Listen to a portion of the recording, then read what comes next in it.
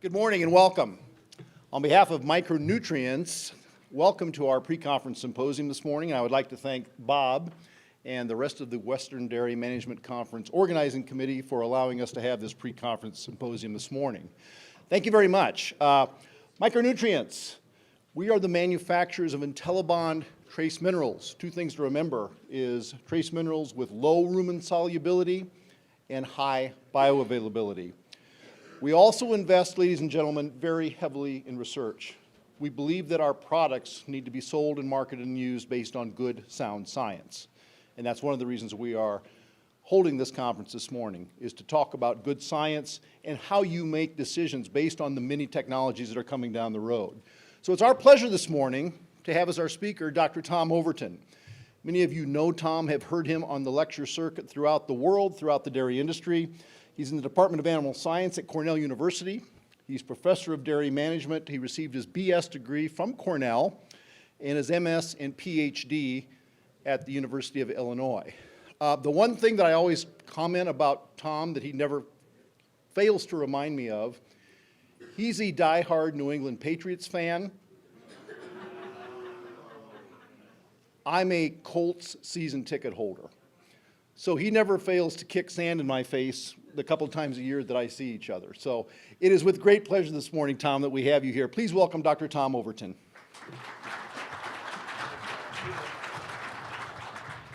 Yeah, I don't kick sand in Brian's face. I just hope they get lucky one of these years in Indianapolis. Ooh, all right. Hey, want to thank you. Good morning, everybody. How are we doing?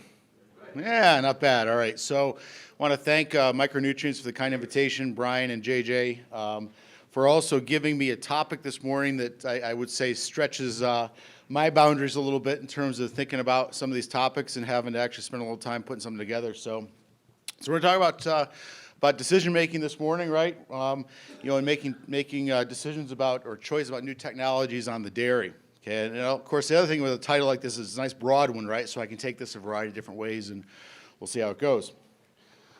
So one of the things I think we need to keep in mind, right, is day in, day out, right, whether you're a producer, a nutritionist, a veterinarian, somebody else working in the allied industry, we all have a huge number of decisions, right, that we potentially could make, right, and sometimes do make. And, and obviously some of those decisions are more complex than others. But I think at the end of the day, we certainly have lots of things that we can think about from a standpoint of implementation, things we can think about from the standpoint of decision-making on the farm. Okay, and these range, of course, from large capital investments. And here I've got some robotic milking systems over here. I got a rotary. I got a parallel parlor here. And so again, decisions that relate to fundamental differences, perhaps in some ways relative to how you're going to go about managing the dairy. Okay. To modest capital investments, right? So here's just an example, some of the activity or rumination monitoring technologies that are now available. You got things like long day lighting, things that relate to that, heat abatement, okay? So things that obviously are more modest in capital investment, but anyways, still want to yield a return on that investment, okay, in some way, shape, or form. To management practices, right? And I could have a huge list here in terms of the things that we might think about, but obviously things like milking frequency. I'll talk a little bit, I'll give an example here in a little bit. Again, 2x versus 3x versus 4x. Maybe we think about increased milking frequency in early lactation, right? Maybe we think about dry period length, where do we shorten them to 40 days dry? Do we go continuous lactation? Of course, there's been work in some of these areas over time. Calf management, so again, colostrum management, early life feeding strategy. So again, and the list could go on and on here relative to management practices. And finally ranging to things like things that relate more to nutritional management, right, which gets me a little closer to areas that I spend more time thinking about. And, from a dry and transition cow program standpoint, do we look at controlled energy diets for all or part of the dry period?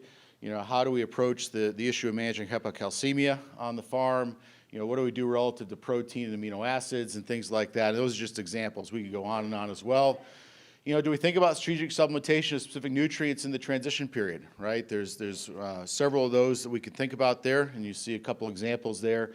And then also, using improved forms of nutrients, right? So again, and that's where, things like hydroxy trace minerals and other improved forms of trace minerals fit relative to things like sulfates or oxides, maybe in the old days. Okay.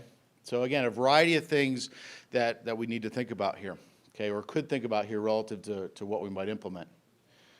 So the question is, how does one sort through this whole decision-making process, right? I'm just going to give you a few thoughts here. There's other resources out there that kind of do that. I'm going to give you just, some of the ways that I tend to think about this stuff, okay? So one of the ways we can think about it is, what's the reward risk, right? And how are we used to saying that? Do we always say that reward risk? We always say what? Risk reward, because we're always focused first on what? Or at least maybe inherent psychologically, right? Maybe we're focused on the downside of something, right? So I switched that around on purpose, actually. I can't find a lot of that out there, but I switched that around relative to what's, and my apologies if anybody in the room has, that I'm simply ripping these concepts off of anybody who's talked about these things before, okay? Apologies, I hear lots of things, and I'm not gonna take any originality here, but I did flip it around relative to, again, perhaps thinking about this more from a reward risk standpoint than anything else. Of course, Dave Galligan, I'm going to give him credit for this. Dave's at University of Pennsylvania, was the first one many years ago who started talking about, the use of some of the statistical principles relative to type 1 and type 2 error in decision making. And type 1 error, again, that's the one when we're all looking for a p less than 0.05 or 0.10 or whatever in our stats analysis and things like that. And the definition of that, of course, is rejecting the null hypothesis when it's true. My translation of this into our discussion today is making a decision, implement something, and having it not work out, right? So in other words, we implement something, whether it's a management practice, whether it's a modification, nutritionally or otherwise, and have basically losing money, as a result of that, or having it not meet the expectations we were looking to have, okay? I think the bigger one, we'll get into this obviously more, is the type 2 error, and again, it would be accepting the null hypothesis when it's false, and so the translation of that would be failing to implement something that you should have implemented, right? And I think there are a lot of times we're guilty probably of making type 2 errors more than anything else in lots of things that we do, right? So again, that's just my opinion here, okay? So the question comes into what's the bigger risk, right? Type 1 versus type 2, and kind of my general answer, right, is it probably depends on the size of investment or magnitude of commitment, right? So if I'm going to put a new barn in, right, or I'm going to make a decision to change my approach on a milking system standpoint or otherwise, right? Boy, that's something that would probably better work out, right? Or else the business could be at risk and things like that from a bigger picture standpoint. Or I acquire a whole bunch of land. I mean, we could do on and on and on relative to the decision-making process there, okay? And, but a lot of the things we're looking at, so in those cases, maybe the type 1 risk is larger, okay? I think in a lot of the things that we think about, as long as we have an approach and a strategy that kind of gets us there, our risk of type 1 error is probably lower than the type 2, okay, than maybe the failure to adopt and things like that. And so again, I think it comes back to size of investment or magnitude of commitment and things like that, okay? So what is that potential return on investment, the ROI, how you monitor that? I am not an economist. There are others in the room who are economists, right? So my apologies in advance. But simple partial budgets and things like that, where we think about potential changes in revenue or other benefits. Okay, maybe it's a cash revenue benefit. Maybe it's reduced labor, right? If we implement a technology or whatever, maybe we have reduced labor. Okay, how hard or soft are those numbers? Okay, in other words, how confident are we that we're going to see that return? Okay, from an economic standpoint, if it's a return on, production or decreased cow loss or health or repro or whatever, or labor, right? What is the sensitivity of ROI to those changes, right? So how sensitive, again, let's say that response varies. How sensitive is that return on investment to that? Okay. And also along with that is how are we going to monitor that, right? So what are we going to try to put into place on the dairy, relative to how we're going to monitor that? Again, you put in say a robotic milking system, right? Well, labor had better decrease, right? I mean, in some way, shape, or form. Now, obviously, that labor that you do have is probably doing different things, right? You're not going to move totally away from labor, but if that's one of the assumptions that you're making, right, how are you going to monitor that to make sure indeed that does happen, okay? And then also changes in investment, right? So changes in investment or expense or cost or whatever, again, whether that's labor, whether that's management time, again, whether it's an investment relative to the nutritional program on the dairy, what are those assumptions? Okay, how soft or hard are the numbers? Those numbers, again, if we're thinking about making dietary changes and things like that, those numbers are usually harder, right? We kind of know how many cents per cow a day we're looking at, or whatever in that whole equation. Okay, and then also again, you ask the question relative to what's the sensitivity of that return on investment to that level to that investment. Okay, so what's the sensitivity there? All right, so just some of the things that I think about. We're going to kind of focus more, and pretty much for the rest of the discussion, on management practices or nutritional strategies and changes and things like that. And so some of the things, I think, what do we need to think about when we're thinking about adoption management practices or nutritional strategies and technologies? Okay. And, again, you got to remember, I'm obviously a university-based researcher, and obviously 1 foot also in the industry. But still, I think we've got to know something about the biology or maybe how it's working, right, or how it's potentially working out there. And of course, this ranges all over the place, right, because these fields are, are ongoing, and research is ongoing in all these areas. Of course, some things are quite well understood, right? We know an awful lot about biology associated with things like milking frequency, associated with BST use and things like that. I mean, we understand things like that very, very well from a biology side. I think the emerging or integrative areas, are certainly less well understood, and we and others in the room, certainly are interested in some of these things relative to, I'm just giving some examples here, right? I mean, we could go on and on here as well, but things that relate to, say, gut integrity, things that relate to oxidative metabolism, things that relate to immune inflammatory mechanisms, and there are nuances and complexities with all these things that I think are really challenging to understand out there, and it's a world that continues to evolve over time, and I think we're gaining, right? But what appears to be simple on the surface sometimes may not be simple at the end of the day, and again, we always have and I do too. We always have an inclination to we want everything kind of simple, right? And sometimes things are inherently not simple. Okay. How well will it fit the management system, right? Facilities, management style, people, right? You can't leave people off of this list, right? I mean, it's got to fit the culture not only of ownership, right, but the culture of those that you have working on the farm or working within the organization. Of course, we're gonna lean back on what is that projected return on investment? What are our assumptions? How good do we feel about those assumptions? What's the sensitivity, again, of the overall projections to those assumptions? Okay. One thing I want to bring in here, and again, this probably comes back to management strategies, and I'll give kind of an example here coming up, is, what's that opportunity cost for labor management, right? Is there something, from labor management focus time, is that the best use of time for those folks on that dairy? Because I can do lots of partial budgets with increased labor for lots of things, right? And it works out. But again, is that the biggest bang for the buck? And I think we need to think about that again at the farm level when we're doing some of this stuff. Okay, and then again, I think it's important we manage expectations, right? Okay, we don't have silver bullets out there, right? And that I think again I think in some ways, and I definitely understand it, right? We wanna if we implement something from a dietary standpoint or other standpoint, we want to see that response, we want to touch that response, we want to feel that response. And the reality is, lots of things that we're going to do that make a lot of sense really at the end of the day, they're not going to slap you in the face relative to a response. Okay, and again, that's a hard one to go after, right? Because it goes back to how do you monitor within the context of what is usually a very dynamic ecosystem on that dairy, right? So, but again, I think we got to keep in mind that we got to support stuff with sound science, sound application, consistency, building evidence, an evidence database, as we'll kind of get into here, relative to our expectations and things like that. Okay.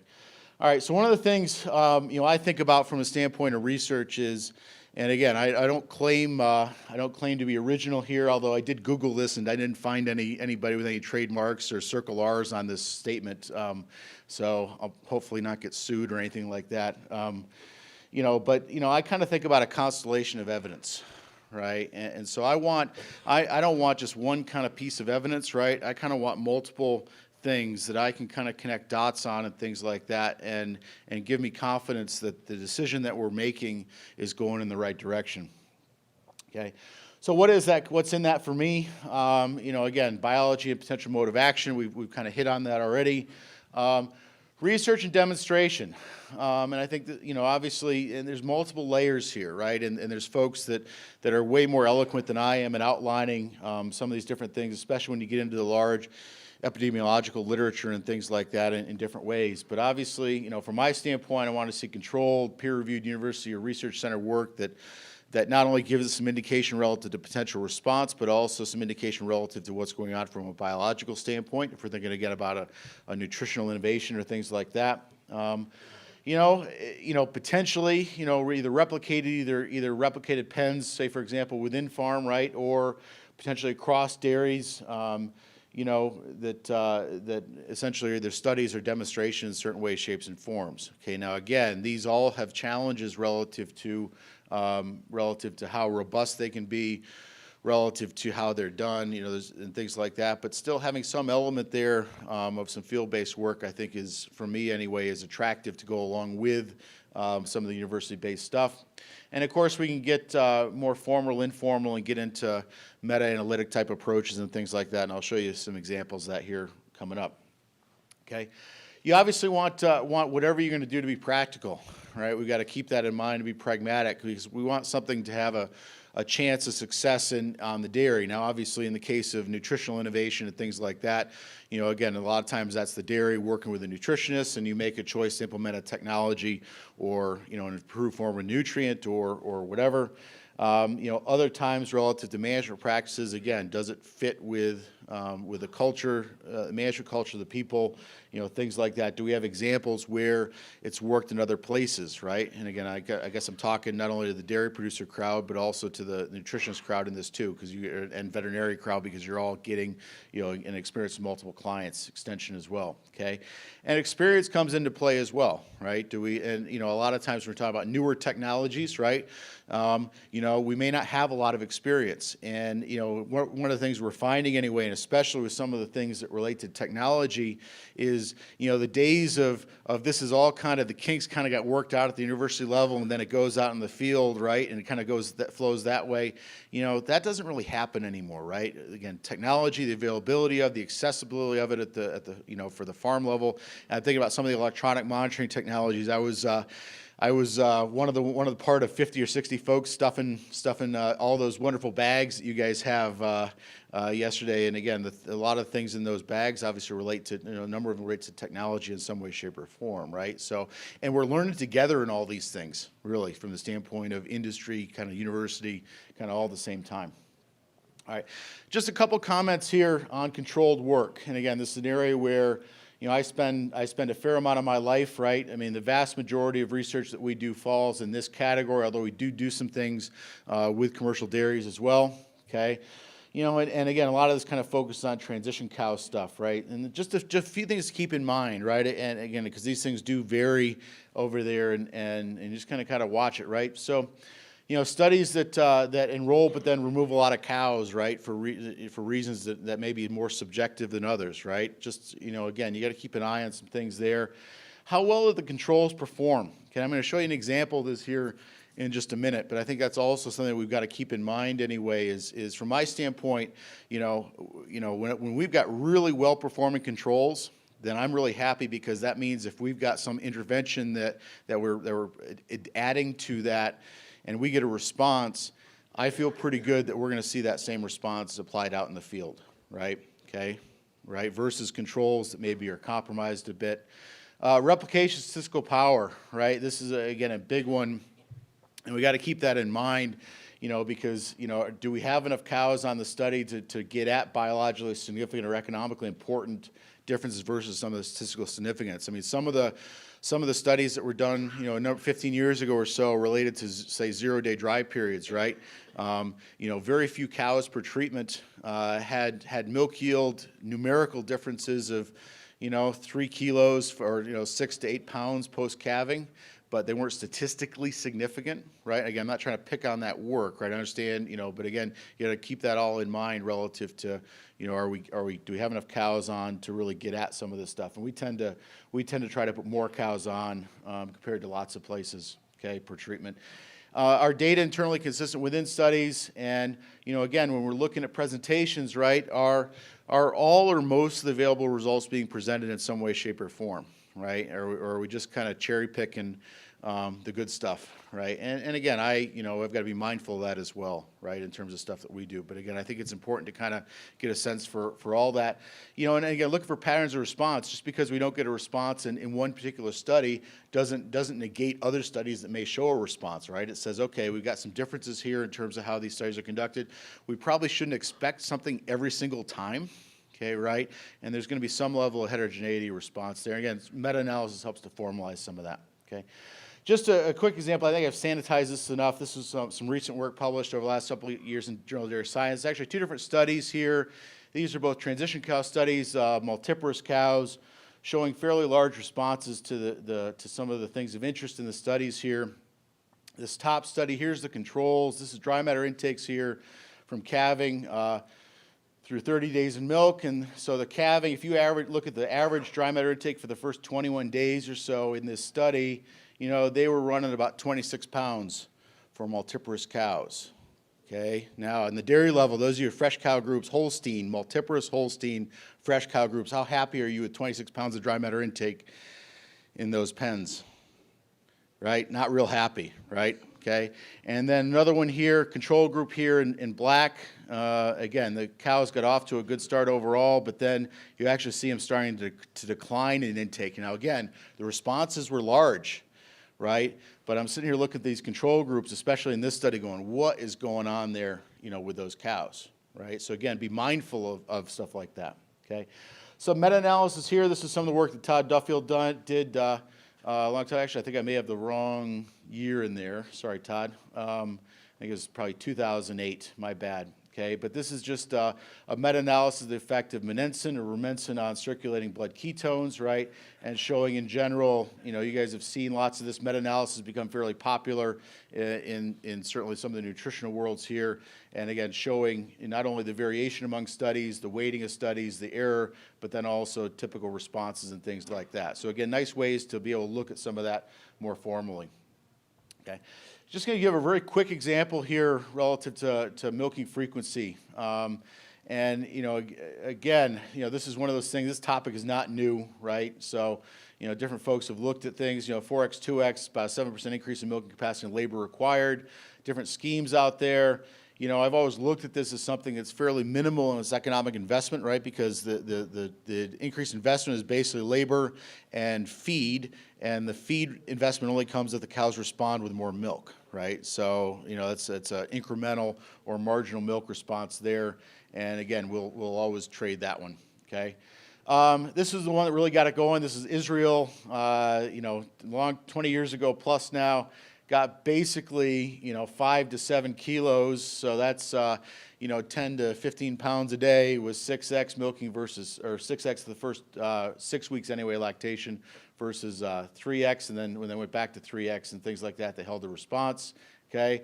Bunch of studies here, again, done over time, most of these showing nice responses here relative to component, this is in kilos, so component or milk yield and also milk component yield. Some of these studies didn't report it. See one study here, this is Matt Van Balla's done on a commercial dairy. We're going to spoke about that just for a minute. This one actually showed a negative response. That would be a type 1 error, right? That'd be we implemented it and moved backwards, okay? What was interesting in that one study anyway, and again, this isn't to be a nice study overall. This is actually in the days, but really the first days we're really starting to think about, time away from groups and things like that. And Matt characterized those 6X cows, and they were a long way from the parlor, and they were out of those pens for 6+ hours a day, right? So, I give them a lot of credit for characterizing this really and saying, okay, yeah, that's probably the reason why we didn't get a good response in that study. So back to, again, fitting the system, okay? We've done work, not only control work, but also field-based work where we see responses here with 4X, 2X compared to 2X, okay? we can do a partial budget on a bar napkin, right? And we can come up with, 3.5 pounds of component-corrected milk response. You see the assumptions there. You see some labor and feed assumptions there, and I can come up with about $80 a cow. Looks pretty good, okay? Looks pretty good, yet we have very little adoption, right? I think part of that is one, I think in general our modeling and others would show 3X is probably a better, in almost all scenarios, is probably more economically favorable than whole herd 3X than either 4X, 2X, or 2X, okay? The other part too is you wonder, despite the data, does this really fit the systems in a lot of dairies, right? And again, that comes back to the stuff that is a little harder to get after, okay? Now, what about opportunity costs? I'm going to try to do this here in a couple minutes, okay? I'm going to pick on some of my colleagues here. This is great work they did. Jess McCart, Daryl Neidham, Gary Etzel at Wisconsin, and then Chuck Gard at Cornell. This is an economic analysis relative to testing and treating protocols for subclinical ketosis or hyperketonemia anyway on farms, okay? They looked at different strategies here given some of the data that they had. They had either no testing with all fresh cows given 5 days of oral PG, or different testing schemes here where they would actually go use a meter, test the blood ketones, and then based on those results, treat with glycol, okay? Okay, just some of their assumptions here. Again, I think you guys have my presentation on the memory sticks that you guys all picked up, so you guys can look at that. But again, fairly comprehensive and nice, very nice overall modeling here relative to those assumptions and things like that, okay? And when they came out with the outcomes per 100 fresh cows, right, and most herds would run, if you look at incidence, right, which is usually double or so prevalence, okay, somewhere in the range of 40 to 60% of fresh cows, it would be probably an incidence that's probably reasonable. We'd have some that run under that, some that run over that, okay? And they're looking at returns here of these different strategies of, $500 to $900, to $1,000 per 100 fresh cows, right? And again, you guys think about some of these strategies, they're pretty intensive to put into play on the farm level, or more intensive, right? And I think, again, it begs the question, is that the best use of our labor management time? Okay, I'm not arguing that in some dairies it might not be a good approach, okay, but I've always looked at this and I look at these numbers, that for me anyway, there's probably other things that we ought to think about doing. There's maybe other good uses for that labor management time at the herd management level, okay? All right. And again, Jess has developed some nice models here relative to herd level prevalence. I am a big fan of ketone testing as a weekly monitor to things like that, okay? And again, this gets cross areas here. I don't want everybody confused here. I'm a big fan of ketone testing as, say, a weekly or otherwise herd level monitor. How intensive should we get on a cow basis? I don't really know. But they worked out some nice schemes here where, again, we want to live in that less than 15% of fresh cows with high blood ketones, and maybe we keep monitoring and things like that, okay? Obviously, we don't want to land in the zone where we got all kinds of subclinical ketosis on the farm, and so we're better off just drenching every single cow that calves there, right? We really don't want to live in that zone. And I would also argue we probably don't want to live in the zone here where testing and treating becomes really attractive. We want to kind of, again, live in that and adjust management as needed to get in that low prevalence area, okay? So just to summarize and conclude, I guess maybe we have a minute. Our moderator is sitting right, we have 1 minute, perfect. Have a process and work to be systematic. Brian, it works for my Patriots, all right? Weigh the reward risk, okay? And again, be mindful anyway of I think again, these are going to vary depending on what the decision is. I would say, and I think it can be easy to be skeptical, right, in different ways, but I would say try not to let skepticism, fear of type 1 error get in the way of making a decision that likely yields an economic return on the farm. Determine the potential return on investment assumption sensitivity, but be realistic, and also be realistic about ability to monitor, right? Again, we want to monitor, I get it, right? But a lot of the things that we think about are pretty nuanced in terms of response. We still get economic responses, but they're not going to hit us in the face. No silver bullets, right? And again, I think a lot of things that are biological and economic meaningful may be difficult to measure. Develop that constellation of evidence that gives you confidence that that's the right decision. and I would say also be conscious of management and practicality and opportunity cost. And with that, I am done and potentially on time. Thank you.